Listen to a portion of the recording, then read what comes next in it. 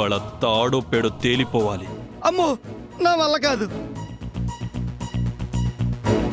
నువ్వేమీ చెయ్యలేవా? ఏం చేయలేను. మళ్ళీ అడుగుతున్నా, ఏమీ చెయ్యలేవా? ఏమీ చేయలేనని చెప్తున్నాను కదా.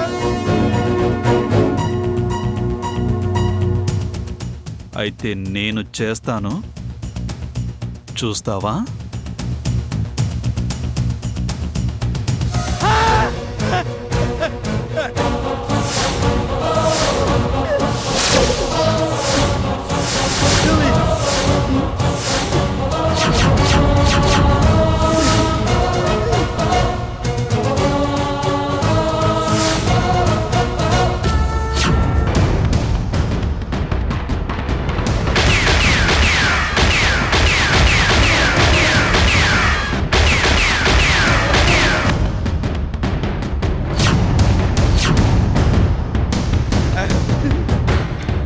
వర్ష, నేను తర్వాత కలుస్తాను. నువ్వు ఉంటే ఇవ్వి.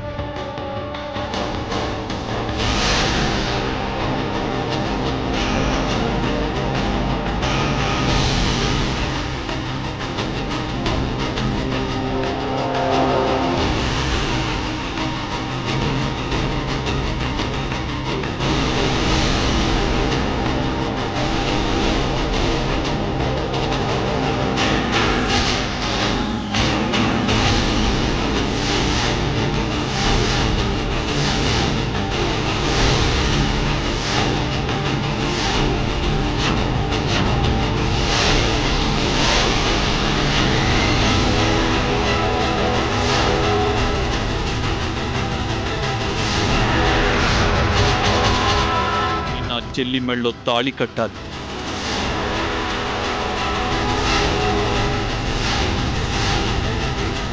వెంటనే వాడికి ఫోన్ చేసి చెప్పు, లేకపోతే పుచ్చ లేచిపోద్ది.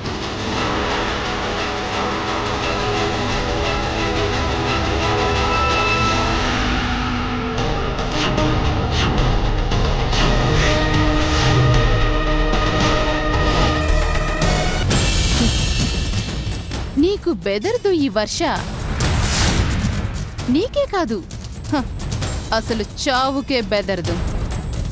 నువ్వు దక్కకుండానే హరిని అప్పజెప్పాలంటే నాకు ప్రాణభయం ఉండాలి.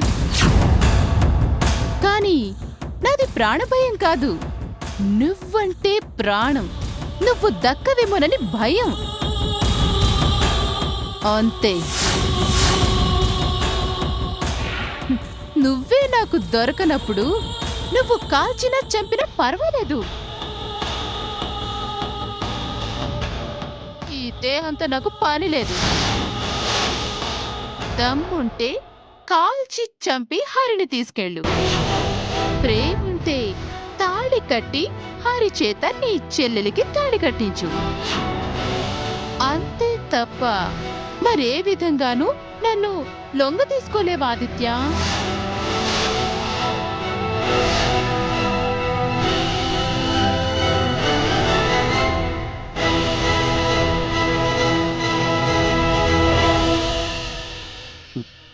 గుడ్. భయంతో దారికొస్తావనుకున్నాను, అంతే తప్ప నిన్ను చంపాలని కాదు. ఇక తప్పదు, నా రూట్లో నేను వెళ్తాను. నువ్వు ఏ రూట్లో వెళ్ళినా నా రూట్లోకి రావాల్సిందే. అది చూడు, నువ్వే నన్ను బ్రతిమాలి హరిని నా చెల్లికి చేసుకోమని ప్రాధేయపడతావు చూడు. నీ రూట్లో కాదు, నా రూట్లోనే. Good luck.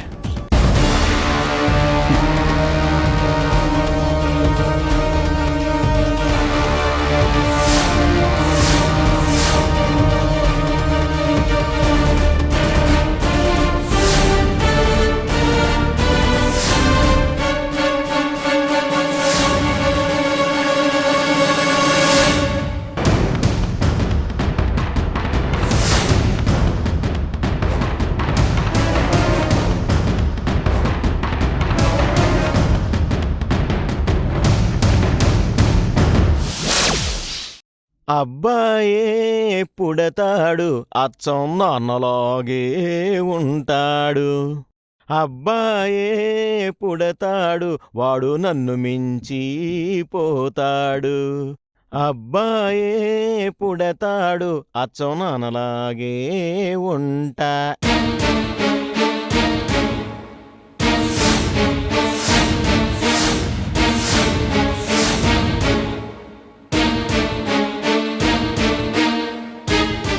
ఏంటే పిల్లమా, ఏంటా చూపు?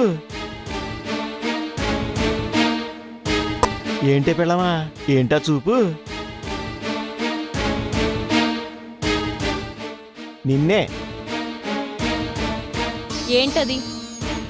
ఇదే పిల్లల పేర్ల పుస్తకం. అది కూడా అర్థం కాలేదా? అది ఇప్పుడెందుకో అర్థం కాలేదు.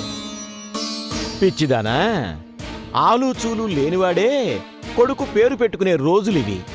నయ్యాల్ది, నాకేం తక్కువే. ఆలుంది చూలుంది, పుట్టబోయే బిడ్డకి పేరు వెతుక్కోవడం తప్ప? అవును, కొడుకే పుడతాడని గ్యారెంటీ ఏంటి? ఓకే, నీ మాట నెగ్గి కూతురే పుట్టిందనుకో, ఏం పేరు పెడదాం?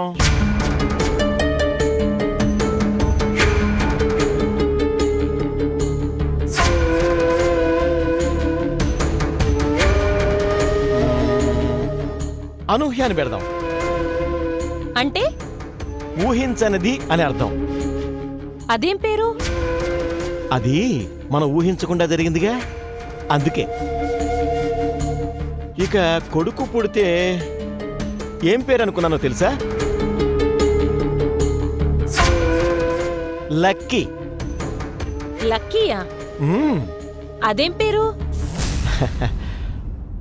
మరి వాడి వల్లే కదా ఈ ఆస్తి ఇల్లు దక్కింది. నా అదృష్టం వాడే గనక లక్కీ. అప్పనంగా అన్యాయంగా తమ్ముడి దగ్గర ఇల్లు కొట్టేసింది చాలక అదేదో పెద్ద ఘనకార్యంలా ఫీల్ అవుతున్నావు? చిచి, మనసులో ఇంత మోసం ఉంటుందని నేనెప్పుడూ అనుకోలేదు. పిచ్చిదానా, ఏది మోసం ఏది అన్యాయం? ఇది మోసం కాదు, లౌక్యం. పేరేదైతే ఏంట్లేండి, అన్నీ ఒకటేగా. తప్పు తప్పు. అశ్వత్థామ చచ్చిపోయాడు అంటే అది మోసం. ఏనుగు అని చివర్లో కలపడం ఉంది చూసావు, అది లౌక్యం. మీ తమ్ముడి దగ్గర నేను లాక్కుంటే అది మోసం, దౌర్జన్యం. కానీ కట్నం కింద తీసుకుంటే అది హక్కు. నీకో విషయం చెప్పనా? నిన్ను కాదని మరోదాన్ని కట్టుకుంటే మోసం. చేసుకుంటానని ఉత్తిత్తినే భయపెట్టి ఆస్తి లాగేసుకోవడం లౌక్యం. అంటే అంటే అదంతా చెప్పానుగా, లౌక్యం. ఇది ముమ్మాటికి మోసమే. దొంగ పెళ్లితో ఎంత నాటకం ఆడారు. ఇక ఎన్నటికీ నేను మీ దగ్గరికి రాను. అసలు మనిషిగానే గుర్తించను. ఆ, ఆగు పెళ్ళామా, నువ్వు ఆ విషయాన్ని అలా అర్థం చేసుకోకూడదు. నిజంగానే ఎవరినైనా పెళ్ళాడే ఛాన్స్ ఉన్నా వాళ్ళని కాదని నీకోసమే, కేవలం నీకోసమే ఇన్ని తంటాలు పడ్డానని అర్థం చేసుకోవాలి. నా డార్లింగ్ పెళ్ళాం తప్ప మరో దాన్ని కల్లో కూడా రానివ్వలేదని పొంగిపోవాలి. దుడ్డుదే ఉందే, ఇవాళొస్తుంది రేపు పోతుంది. ఈ ఆస్తి శాశ్వతమా? అంతస్తు శాశ్వతమా? నా యాల్ది, నా పెళ్ళాం, దాని మీదున్న ప్రేమ శాశ్వతం. అందుకేగా నిన్ను వదిలి ఉండలేకేగా ఇంత డ్రామా ఆడింది. తులసి, నువ్వు లేకుండా అస్సలు ఉండలేను. ప్రియ వ్యవహారం దాస్తే దాగేది కాదు. 4 రోజులు ఆగితే ఆ గర్భం సంగతి అందరికీ తెలిసిపోతుంది. వెంటనే పెళ్లి జరిగితేనే బాగుంటుంది.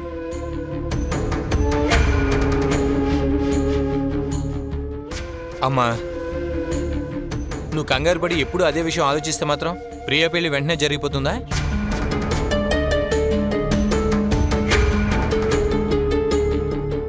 అది కాదురా, మీ అమ్మ సంగతి అడ్డుంచు.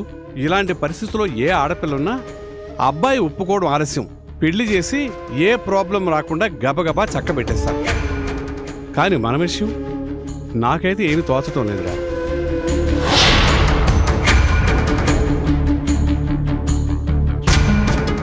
ఇక్కడ ప్రాబ్లం ఒకటే నాన్న. హరి పెళ్లి చేసుకోవడానికి ఒప్పుకున్నాడు, మనం చేయడానికి రెడీగానే ఉన్నాం. కానీ మధ్యలో ఎందుకో అన్నయ్య అడ్డుపడుతున్నాడు.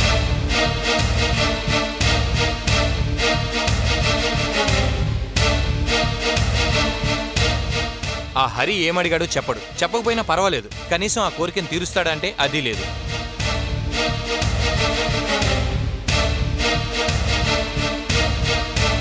పైపెచ్చు వాడిని బెదిరించాడంటూ ప్రియా కంప్లైంట్ ఒకటి.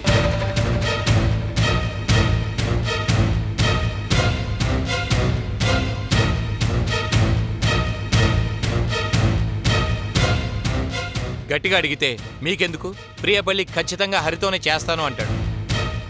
ఏం చేయాలో ఏం అర్థం కావడం లేదు.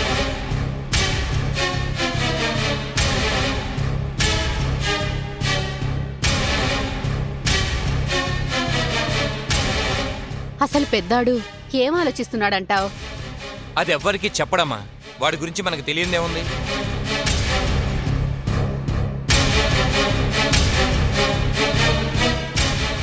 పోనీ ఓ పంచేనా, నేనే హరిని డైరెక్ట్గా కలిసి వాడికి ఏం కావాలో అడగనా? వద్దులే కళ్యాణ్, హరి ఎలాంటి వాడో మనకు పూర్తిగా తెలియదు. నువ్వు ఏమాత్రం ఆవేశపడినా అంతా తారుమారు కావచ్చు. ఒకవేళ నీ గురించి తప్పుగా ఏదైనా ప్రియకి చెప్పాడో అది మన మీదే తిరగబడుతుంది. నిన్న చూశాంగా ఆదిత్యని ఎన్ని మాటలందో.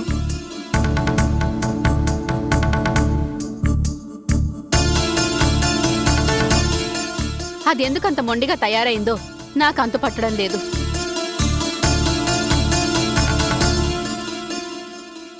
ప్రియా, ప్రియా,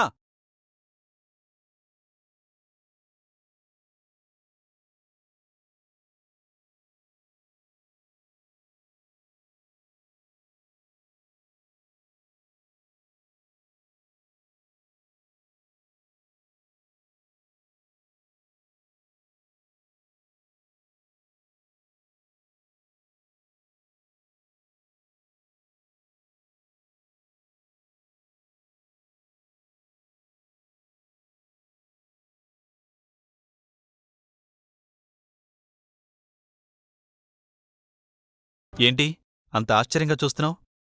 అర్థం కాలేదా?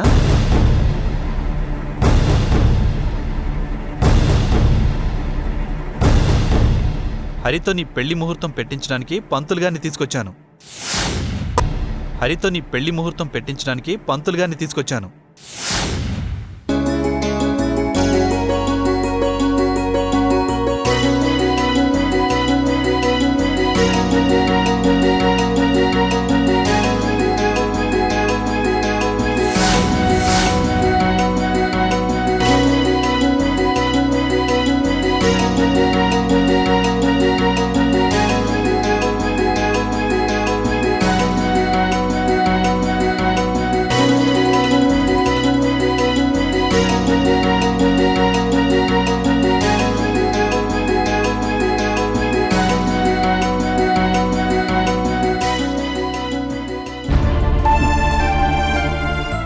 పిచ్చి ప్రియా, ఈ అన్నయ్య నిన్ను కాదనుకున్నాడనుకున్నావు కదా? లేదమ్మా, నువ్వెప్పటికీ నా ప్రాణం. నీ పెళ్లి గురించి తప్ప గత కొద్ది రోజులుగా మేమెవ్వరము వేరే ఏం ఆలోచించట్లేదు, తెలుసా?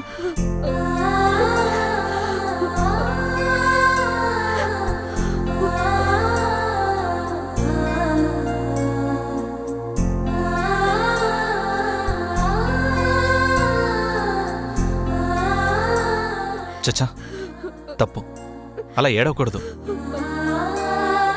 ముహూర్తాలు పెట్టుకునే వేళ నవ్వుతూ హ్యాపీగా ఉండాలి. కమాన్, చేరప్.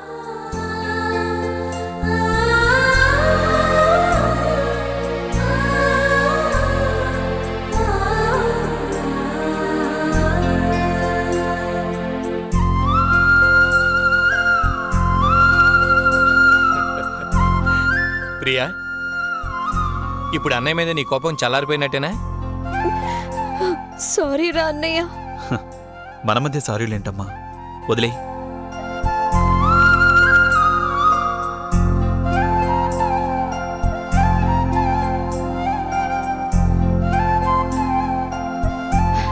పెద్దోడా ఏమాయ చేసావురా? ఎలా జరిగింది ఇదంతా ఇంత సడన్ గా? అదే సస్పెన్స్. అంతేకాదు ఎప్పటికీ సీక్రెట్ కూడా. పంతులు గారు, వెంటనే ముహూర్తాలు పెట్టండి.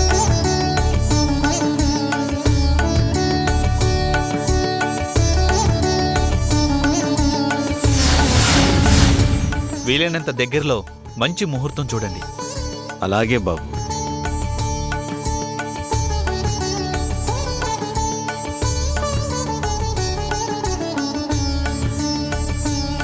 పంతులు గారు కూర్చోండి.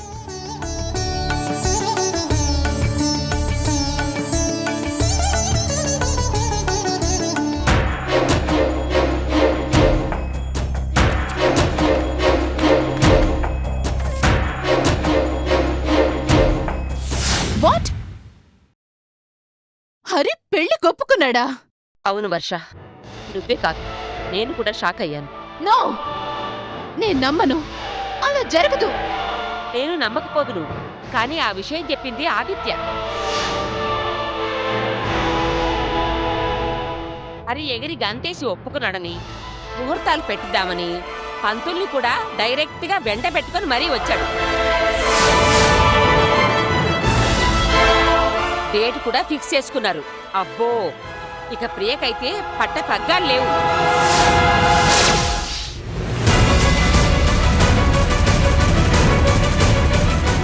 ఆ ఘోరం నా కళ్ళతో నేను చూడలేకే ఈ విషయం కనుక్కుందామని వచ్చాను. అదేంటి, హరి పెళ్లికి ఓకే అనడం ఏంటి? అలా ఉండదే. ఇంకెలా ఉంటుంది? వయసులో ఉన్న కుర్రాడు, పైగా చలికాలం, పిల్ల రెడీగా ఉందని సయ్యన్నాడేమో. అదే నిజమైతే వాడికి ఇదే ఆఖరి రోజు అవుతుంది.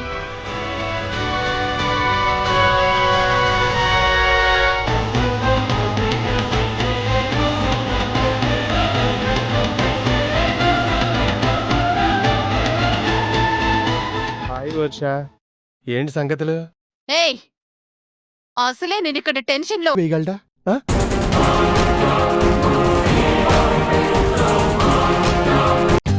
For more updates, like, comment, subscribe to our channel. Hey darlings, గంటని click చేయడం మర్చిపోకండి.